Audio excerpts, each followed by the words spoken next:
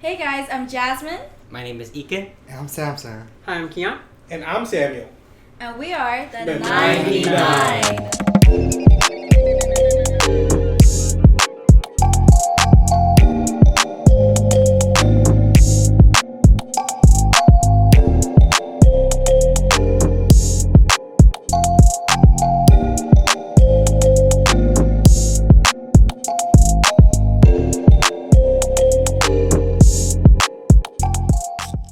And just a reminder, we are called the 99 to help reach out to all the Christians and non-Christians out there to help remind them and encourage them and inspire them to build a relationship with God. Mm-hmm.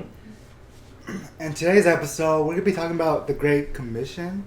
Ooh. And many of you guys who don't know what the Great Commission is, you can find it Matthew 28:16-20, which it basically talks about before Jesus was going to ascend to heaven, he tells his 12 disciples that he to tell the world about him, about Jesus, and all the miracles he did and the good news, and that Jesus came to die for them so they could go to heaven. So he basically gave them a job to like spread it to the world. And it was not just for them, but it was for all of us Christians who has followed of Christ. And so that leads me to one of my points that I want to bring, ask you guys. How can we participate in sharing the good news with others? I would like to answer that question first. I think we can... Sorry, can you repeat the question? How can we basically share the good news to other people? Okay, I think a reflection of your life is like a way to share the good news to people, because when I was like a baby Christian, right, I didn't look at the Bible. I didn't look at the Bible. I looked at the people around me, and I looked up to my mom, my dad, like the church leaders at church, right? I looked up to them and saw what they did in their life, when I was like a baby Christian. Now I know better, because it's like your own journey with God. So I read the Bible and like I am able to maintain my own faith, even if someone falls short, But then I think it's like, being a reflection of Christ and truly living your life like you're living for God. I agree. I feel like living your life or having your life as... showing your life as a reflection of God really does play a role in it, and really does inspire baby Christians and fellow Christians alike, because if you're a leader and if you're a leader in the youth, and probably one or two youth members do probably recognize you as someone that a role model to look up to, someone to they want to become, and I do think that it's really important to understand that it is your journey with God, but it's also your it's like your calling, so you can help pave the way for other Christians and non-believers in general. Yeah, I agree. I think the first step is really trying to be that good role model, like Keon is saying, because I feel like I hear a lot of even within our own youth group, that I hear a lot of people so and so like they'll hear they're cussing, and they're like, are we supposed to be doing that? And I'm like no. And I get it, because it's like Jasmine said, when you first start off, you really do have those people that you look up to, and you kind of you kind of model your life after them too. But they're also that inspiration, that motivation, and someone like me, I used to look up to the youth leaders, and I used to look up to even the pastor, or whoever's there. That would be your kind of your first experience, right? Because a lot of the times you reach the church with either friends or maybe your significant other, right? Yes. And I mean, very rarely nowadays, do you see people actually going out and telling people hey, come to a church, right? Yeah. It's not as common, but sometimes that first step into Christianity is that person that you kind of look up to, someone who has a oh my gosh, I forgot the word, but they kind of like a role model almost, like you look up to them, or like they have a important position in your life, like, so it's like me myself, I think that first step for trying to be a good Christian and doing the Great Commission is one, like, better myself, because if I'm not a good role model for those around me, how can I be a good role model for those who aren't even in the youth, who aren't in going to church yet? So like I completely agree with what you guys are saying, you know? Yeah, in addition, the Great Commission also asks us to teach others in those aspects, Mm-hmm. right? So when we're approaching spreading the gospels or teaching, it's always important to do it with love, right? Mm-hmm. Yeah, you know, there are some Christians out there that goes out there, you don't believe in Christ, you're gonna go to hell. You know, that's not really a loving message. That's not what really the good news is. Although it is about salvation, redemption, there's a more loving way to spread it without causing hatred and division. Yeah. I think, especially, I think another way to spread the message or the good news, especially with the younger generation or these, Gen Z or other generation, like medias, you know, like the media, like, Oh yeah. like Facebook and like what we're doing right now, you know, YouTube. podcasts, YouTube, all that, or Instagram, you know, like just randomly like post a clip page, Yeah. all that, Sure, you know, exactly. which is like a Bible verse or like a, I don't know, a message, you know, be like, you're not alone, Jesus is with you, or something like that, you know. I think like a younger generation, you know, they find that like easily, like it helps them, and like, oh, you know, this really does relate to me, like, yeah. So I think that's another way for us, like, to get in touch with like these younger generations, because like you guys saying, you know, like there's different approach to people, but I think nowadays these youngsters, you know, the media is the number one thing. I don't know why, but every time you say that, it makes me feel so old. Oh. I know we're not that old. Yeah, we still young generation. You know, we're still youth.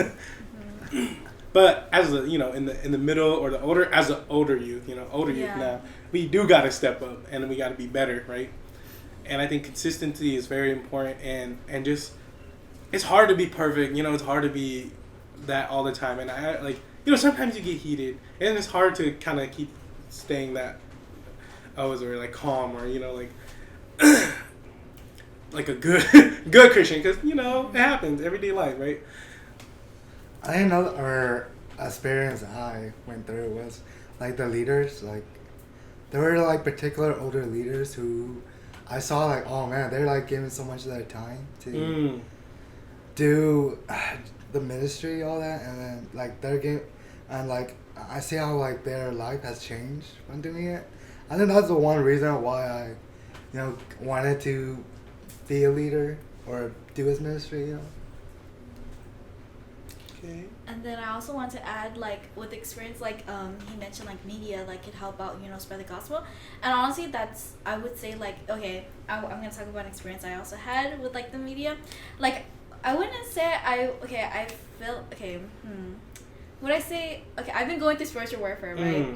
And then, like, I couldn't really pinpoint something that, like, I was dealing with. And I was like, Lord, like, what is, like, what kind of spiritual warfare it, like, or in a sense, what am I going through, you know, that is stopping me from, like, spreading the gospel, you know, being able to spread that love.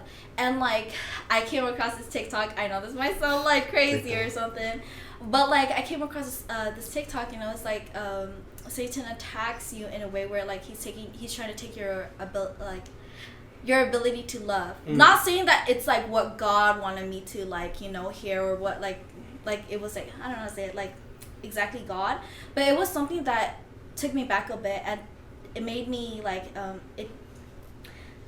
I took into consideration what it was saying. And honestly, I feel like I've been struggling, like, with that, just because, like, just like that. If that makes any sense. It makes sense. I agree. I feel like the media helps since everyone is on their phones now, and or has access to a phone or the internet. It just it kind of gives us a reason to be on the internet, and just having that access to it gives us a connection for us to be able to read or listen to what other people have to say, and like what you mentioned, like at that given time, that moment you needed that, and it came to you. But like I feel like that's what a lot of people in this generation, or yeah, I guess you can say that, in this generation kind of leans towards, yeah, because it's that glint of motivation that they kind of like take hold, because you're probably like, this is just an example, like you're scrolling through your feed and you're like, okay, I'm scrolling through it like endlessly, and all of a sudden a motivational like Bible verse came up, and then you're like, whoa, what the heck, like that's out of nowhere, you know, and then you're like, you end up reading it and you're like, oh dang, like I really do have to like look back and reflect on what I'm doing right now. I'm just like scrolling endlessly on like my reels or on TikTok, and then you come to that realization, like, you know, without God or without you know, the Bible, I wouldn't have what I have now. I should be, you know, I am blessed. I am I am saved. Amen. Yeah. Alright. Well, one final thing I want to say about this question, to end this question is, you know, I think face to face is another great thing to tell the message, you know, the gospel, because as we see, you know, other groups, they're like just going to like people's house or going out to college campus and just like walking to students, be like, oh, have you heard of this? Have you ever read this? You know. But I have not seen like someone like from our, like, I guess you could say like CMA, or, you know, like be like, go to like schools and be like, oh, have you read or have you heard about the good news about Jesus, all that. I mean, there are people be like, oh, yo, you don't believe in Jesus, you're going to hell, like he can say, but that's not really the right way, you know. It's more like you try and connect with them, or like one-on-one, and like, oh yeah, like, you know, in a peaceful way, not like all yelling in their face. But I think that's another good thing to do, guys, face to face. But moving on to my next point that I want to hear from you guys is, what are some challenges we may face in fulfilling the Great Commission? I think some of the challenges that we may have, well, three that I can think of is, the first one being is, because the Great Commission does ask us to make disciples, so it's our job to make sure that after we introduce someone to Christ, that they stay committed to Christ. You know, that for going to baptism. Second is, people have they don't understand. They have difficulty understanding and really empathizing with the scripture and the good news. You know, people know of Jesus, right? They know of his death, but they don't see the relevance. They don't see the importance, or I don't think they really understand the needs for it, right? And then some people, I think when we're really spreading the gospel, right? Some people, they don't really want to be bothered by God. They want to just sin, but they want to sin without the punishment that comes with it. I agree. I think part of it is too, almost like misinformation too. I think that's a big issue in being able to spread, because I feel like you have someone claiming to be Christian saying this, and then you have somebody else who claims to be Christian to say this, right?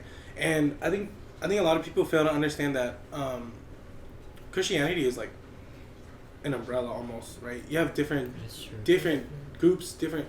You could even like, even with like Jehovah's Witness, Mormons, like, I mean, technically they follow Jesus, right? So they still fall under that Christianity umbrella, right?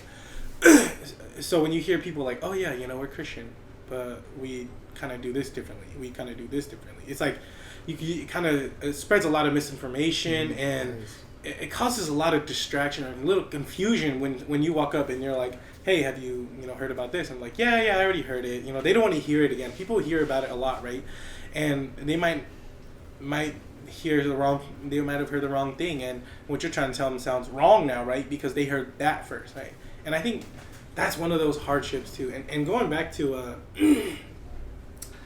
kind of like, keeping disciples, like what Ekin was saying, like I think that's one of the struggles too, for sure. Because I I mean, even as someone who's been basically Christian my whole life, I'm not gonna lie. It's like sometimes you kind of waver, right? Mm-hmm. Sometimes you're walking on that. I mean, it's called the narrow path for a reason, you know.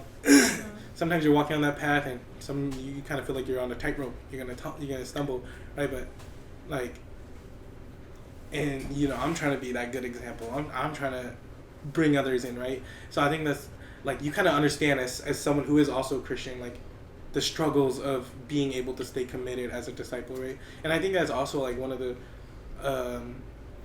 what is it? One of those, it's like struggles too with being trying to get disciples. Like you can't always empathize with everyone. Everybody kind of has different experiences too. So I can try to help you in your situation, but maybe I'm not the right one. But maybe I'm also the one that's like closest to you. So it's kind of like you're looking at me for advice, but I'm like, I've never gone through that, and it's kind of hard. But I mean, that's why you have great friends and other Christians and brothers and sisters in Christ, and you point in that direction, right? But yeah, like I just wanted to say that. And anybody else wanted to add?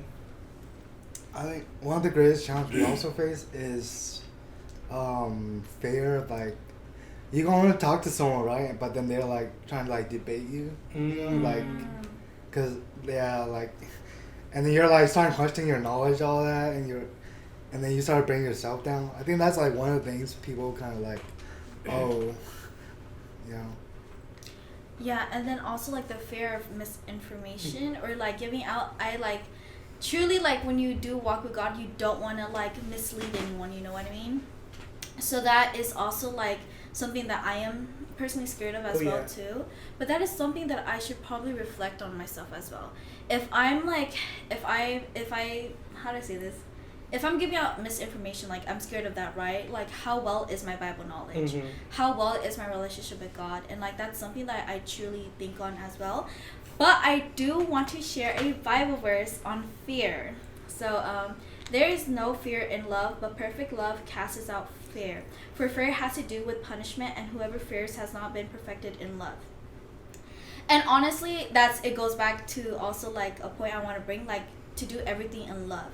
Because once you start like if you see how Jesus Christ kind of like lived his life in a way, when he was about to be crucified, he was like fearful, right? In a sense, like he was scared of what was to come, but he didn't do how he felt. He did what was right.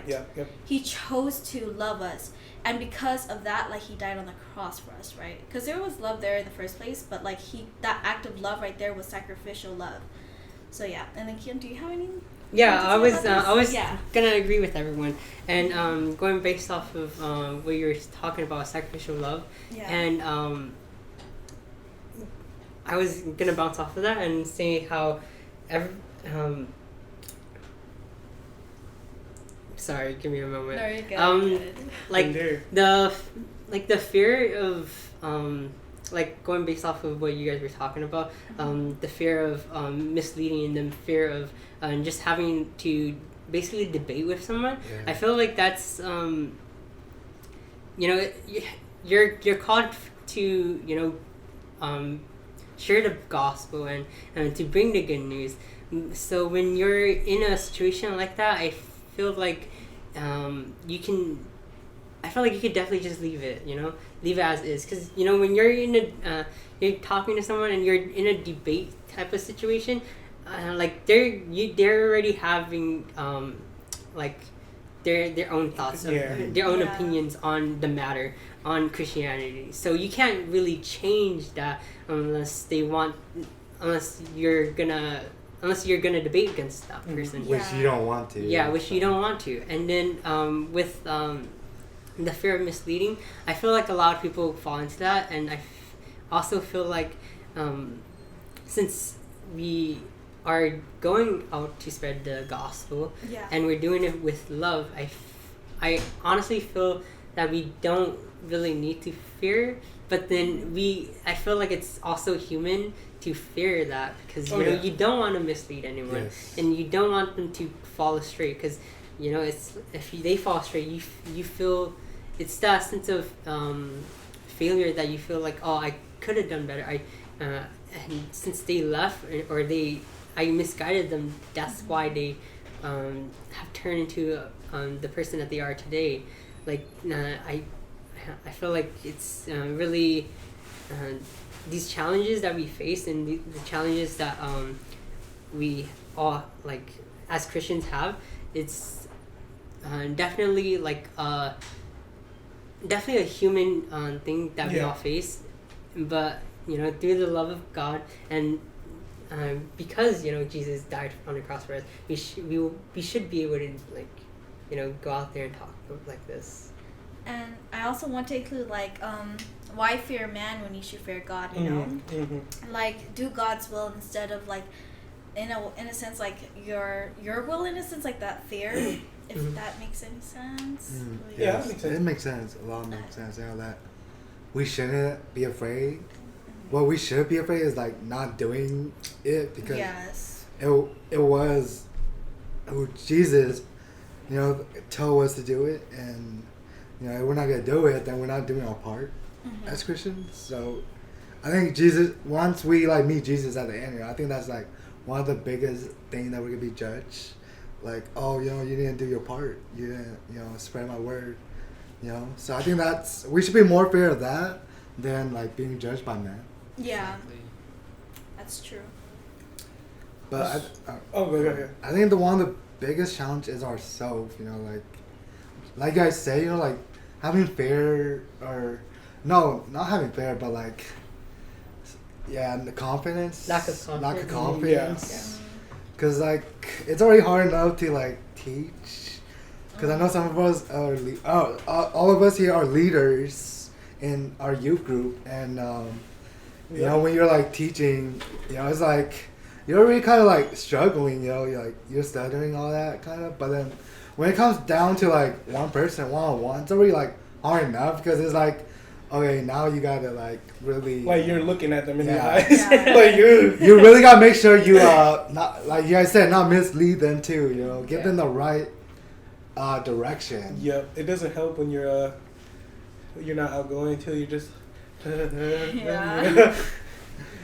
definitely. I did want to add something. I feel like a lot of it is like the misinformation thing too, and also about debates and stuff. But I feel like a lot of people, I think we're also scared of that judgment, right? Or what people are gonna think about, or say about us. Like hate comments. They're gonna be like, oh, you guys aren't good. You guys, it's like you're wrong. You're this, you're that, right? And I mean, I get it. It's true. Like it's like you guys, like Keon was kind of saying, like human nature, right? But I feel like if you're built yourself on a strong foundation, Jesus Christ, right? You build yourself on that strong foundation, like I think you'll never feel like that fear. You never have that fear, right? Because you go into every battle, you got your armor, gun on, strapped up. Yeah. ask me if I'm strapped. I'm ready for any battle, right? I pull out my sword. I got my belt on. I got my little boots, little chest plate, little shield. I'm like, God, I'm not scared. I'm going into this battle, and maybe sometimes I'll be looking down. It's a very high mountain. Yeah. But I know at the end of the day, like God has my back, and so like God's will. I will go in that aisle. And at the store, I'll be at Walmart and be like, you know what? If this person needs a prayer, God, give me a sign. Yeah. I would do it. I would do my job if I'm asked to, right? Yeah. So my final point is, how can we overcome them? Like, how can we overcome these struggles? Like, hurdles. What are some solutions? Oh, I was gonna say just trust in the Lord. Amen. I feel like when you start reading the Bible and you start actually developing a relationship with Christ, He will slowly start to change you, and you will be able to have the right words to say to a person in order to make an impact, in a sense. And like what was I gonna say? Just trusting in the Lord. And I was gonna say like I totally agree, and I also feel like it's. How we've been saying, it starts with you, and I do think it really starts with you. Yeah. With your family, it starts with your family, and then your community in your church, and then you can, after you have done that, you can kind of broaden Expand. you can go and talk to your friends and then ask them if they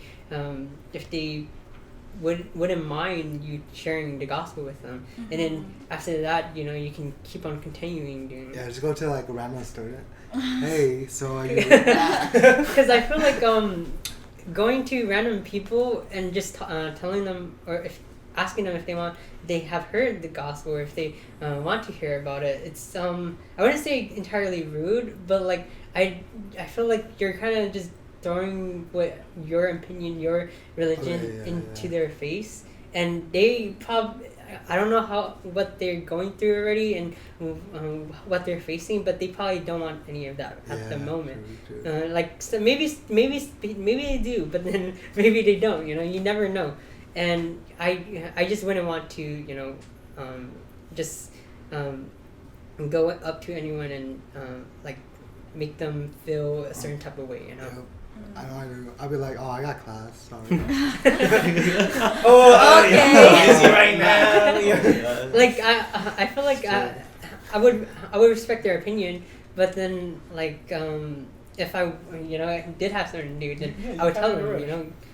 Like I feel like in that like sense, you would be respectful and tell them you do believe in God and you what your ideology is. And then if they don't have the same ideology as you, then you guys can discuss and then probably break it off and stuff, like in a like loving and respectful way, because you don't want to like what we've been saying, we don't want to approach them with like any like what Ika was saying, if you don't do this you're going to hell and stuff like that. You want to approach them with love. Right there. Yeah. I think one of the reasons why there's so much struggle for Christianity is because, like what Sam brought back earlier, there's such a huge umbrella over it. Christianity in its purest form, right, when it's not tainted by Mother God and all that other false scripture, it's really a religion of peace. But when we fail to really spread the gospel of love, part of it's because of our failure to spread the love. People see Christianity as a religion of war, a chaos, and division. But I think something that people need to understand is that creation within itself divides itself. You really look at it, we divide everything into race, we divide everything into gender and everything too. We kind of, I mean, those are categories too, but Christ, in a way, asks us to look beyond those things and still show love for one another regardless of what happens there. And to really bring the creation back in a way that can thrive us forward into survivability and all that stuff. Yeah. I think another way to like really help is find a partner, or like find like 2 or 3 person, because as you dive into like the New Testament, you see in Matthew's where Jesus assigned the disciples with a partner, like so they could go out and like to their own communities and spread the good news. So I'm thinking like that's another way for us to like help us, because I know like it's already hard enough as us doing it by ourselves, but we have someone else like to help us, like go with us, like to our friends or family, to like help us and keep us like making sure like what we're saying is like accurate, like keeping us in check too. And I think that's another thing to help us. Samuel, do you have any input on this? I do want to say, I think because like I agree with Keon, like with the whole peaceful approach and trying to be nice. But I think sometimes you just gotta come off a little aggressive too. Not like mean aggressive, but like what's like reality check. Yeah, almost like a reality check. Like, hey, you gotta be straightforward, right? I mean, it's true. Like, you don't want to walk up to someone and say, hey, you're going to hell, right? But at the same time, it's like, well, you are. You are, and I'm just giving it to you straight. I'm not saying this because I hate you, because you're a bad person. You might be a great person, True. But the thing is, like, do you have Jesus? And that's it. At the end of the day, I mean, I've seen some of the best people turn out to be some of the worst people, right? And it just happens like that, and it's hard trying to do this Jesus mission, right? And we knew from the start it wasn't going to be easy, and trying to be a disciple of Christ and to preach about his life, to share the gospel, to make disciples of the world, right? And I just want to include that too, that it's not just your race, not just that, just this, right? It's everyone. Like, I mean, Jesus said, make disciples of the world. He didn't say just the Jews, just the, just these people. Like, no, the world. Like, we can't hold ourselves back to just one group of people. And I feel like that's something that we kind of struggle with. But also, it's also a strength, not just a weakness, right? Because there's a reason that we have kind of different races, different race churches, right? Because we are preaching. We're trying to outreach to other people. But a lot of times it's easier to pull people in who are already, similarly cultured, right? For us, we're Hmong. If you guys didn't know from our past episodes, like, we're Hmong. It's so much easier. It's a lot easier going up to other Hmong people and saying, hey, like, not gonna lie, bro, but shamanism kind of wrong. And you don't have to do it in a I'm better than you kind of way, and it's not. We don't think we're better than you. It's just that for us, we truly feel like, and we know that Jesus is the way, the truth, the light, and the way, and He is the answer, right? And it's just so much easier like that because you kind of have similarities to share, right? You kind of, maybe not us here. We don't really speak the language very well, but right, Gucci Bahalu Mong, but right, but at the same time, it's also like you still kind of know, even though I can't speak it that well, I kind of understand it, right? Yeah. And then like it's a lot easier to go out and talk to fellow Hmong people, right? And because other Hmong people, whether it's your family, whether maybe your friends, you have already something that's like you're connected, right? You have that connection, like, hey, we're Hmong, like I know your struggles, right? Even though I'm Christian, like some of my cousins, like maybe they're shamans still, or like, and they still party and stuff, all do all that stuff, right? And it's like I kind of get it, I've seen it, but hey, let me give you a better option, like this is boom, right? You guys brought a lot of good points. We talk about a lot of good points of how to approach and how to like get over our struggles, our fears, and how to like, I guess improve ourselves to like, spread the words, like to fulfill the Great Commission. And I feel like this discussion is a great discussion, not just for us, but a great discussion for others who plan to like outreach or plan to like go out there themselves, And I hope today's discussion, it brought everybody attention and helped everybody conquer their fear, all that. And so if you guys, enjoyed this video, please watch our other videos and subscribe our YouTube and Instagram. So enjoy the rest of your day. Bye.